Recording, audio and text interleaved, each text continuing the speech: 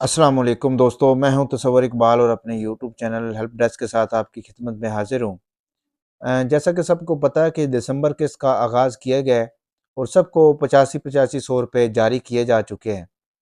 और पिछली किस्तें भी कुछ औरतों की इस वजह से नहीं ले सकी कि उनके फिंगरप्रिंट के बहुत ज़्यादा इश्यूज़ हैं। एक तो फिंगरप्रिंट इशू कैसे आपने ठीक करने हैं और 938 से कोड से आपने कैसे बचना है, और ब्रांच यानी कि बैंक के ज़रिए तस्वीर बना के आपको पैसे कैसे मिलने हैं। और उसके बाद वो ख़वातीन जो इस वक्त सर्वे करवा के आ रही हैं या अभी इन्होंने सर्वे करवाना है या पहले सर्वे करवा चुकी हैं, उनको उनके बारे में आज मालूमाती वीडियो है।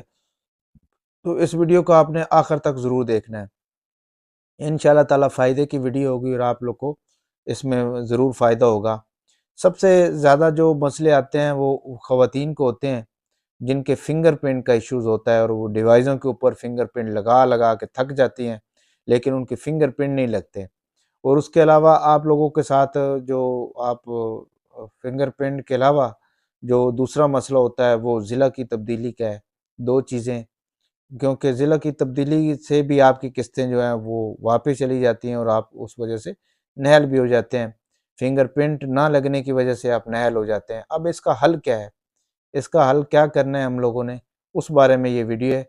आपने इस वीडियो को आखिर तक ज़रूर देखना है। इंशाल्लाह ताला आपके ये फ़ायदे की और काम की वीडियो होगी।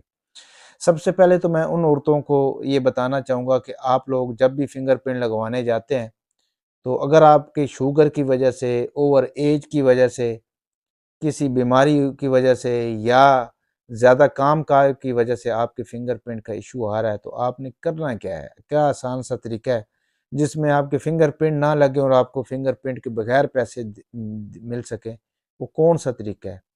तो वो आज मैं आपको तरीका बताऊँगा इंशाअल्लाह ताला। उस तरीके के ऊपर आपने अमल करना है और फिर आपको उस तरीके से पैसे मिलेंगे। फिर दूसरी जो बात होगी वो ज़िला की तब्दीली होगी। तीसरी बात, जो औरतें सर्वे करवा के आ रही हैं, तो क्या सर्वे करवाने के बाद आपको पैसे मिलना शुरू हो जाते हैं? कितने अरसे बाद शुरू होते हैं? तो वो थोड़ी बात करेंगे, तो आगे चल के इस वीडियो में आप साथ रहिएगा इंशाअल्लाह ताला। ज़रूर फ़ायदा होगा आपको। तो आप, अगर औरत कोई भी है वो फिंगरप्रिंट के इश्यूज़ का शिकार है और काफ़ी अरसे से है और पिछली किस्तें वो वसूल नहीं कर पाई और अभी उसकी 4 किस्तें पूरी नहीं हुई, 3 हुई हैं, 2 हुई हैं, तो वो इस के ज़रिए, इस तरीक़ेकार के ज़रिए अपनी पिछली किस्तें भी ले सकती है और आगे चल के भी उसको किस्तें मिलती रहेंगी बगैर फिंगरप्रिंट के। तो वो आज इस मौज़ू है। आपने सबसे पहले तो ये करना है कि अगर आपने 16 दफ़ा फिंगरप्रिंट लगा चुके हैं 2 डिवाइसों के ऊपर, 3 डिवाइसों के ऊपर, तो आपके फिंगरप्रिंट नहीं मैच हो रहे किसी भी वजह से, एक चीज़। दूसरी चीज़, अगर उसके बाद फिर आपने नादरा से आपने अपडेट भी करवाए हैं फिंगरप्रिंट, फिर भी आप दोबारा जाके लगवाते हैं, तो फिर भी आपके साथ यही मसला आता है। ये शर्त है, मेरी एक बात सुनिए, ये शर्त है, 16 दफ़ा फिंगरप्रिंट, नादरा अपडेट। उसके बाद फिर आपने क्या करना है, आपने अपने करीबी जो आपके बेनज़ीर या एहसास कफ़ालत का दफ्तर है, वहाँ आपने चले जाना है। किसी भी एक जिसकी उम्र 18 साल से ज़्यादा हो, उसके शनाख्ती कार्ड की आपने कापी लेके जानी है साथ। कोई भी औरत जा सकती है, मर्द जा सकता है, ज़रूरी नहीं है कि वही औरत जाए जिसके फिंगरप्रिंट का इश्यूज़ हो। उसका बेटा जा सकता है, उसका शौहर जा सकता है, बेटी जा सकती है, ठीक है? तो वो जाके एक गवाह की शनाख्ती कार्ड की, वो बेशक अपने ही आप ही खुद गवाह हो, ठीक है ना?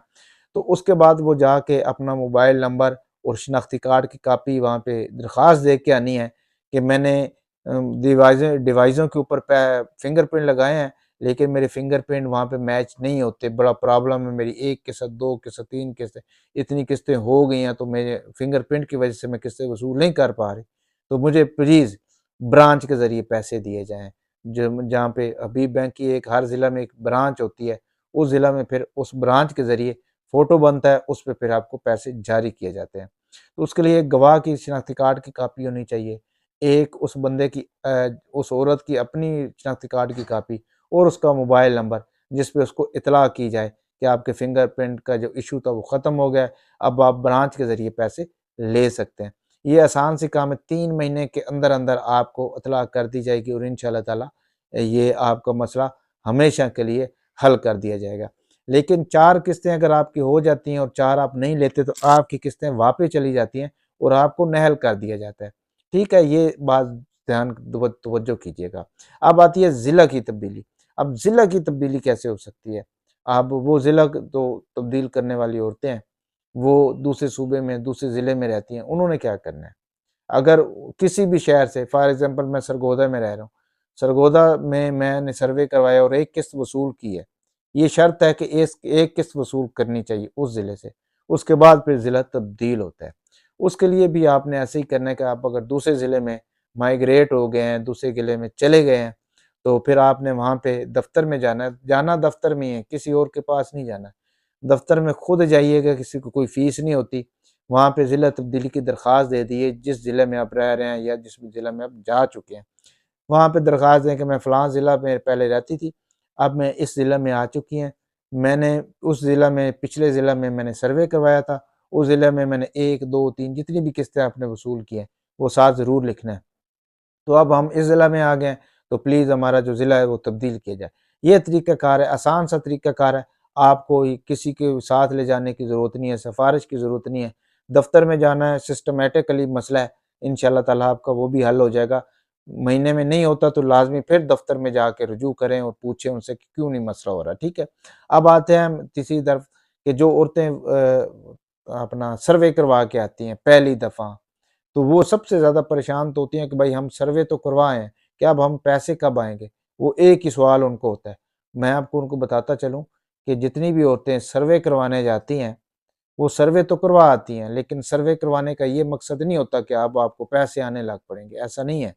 आपने कुछ बताया कि गवर्नमेंट ने उसके ऊपर यकीन नहीं कर लेना, कि आपने जो बता के आए हैं, लिखवा के आए हैं, तो बस ठीक है। ऐसे तो हर बंदा लिखवा के आए तो हर बंदे को पैसा मिलने शुरू हो जाए, ऐसा नहीं होता।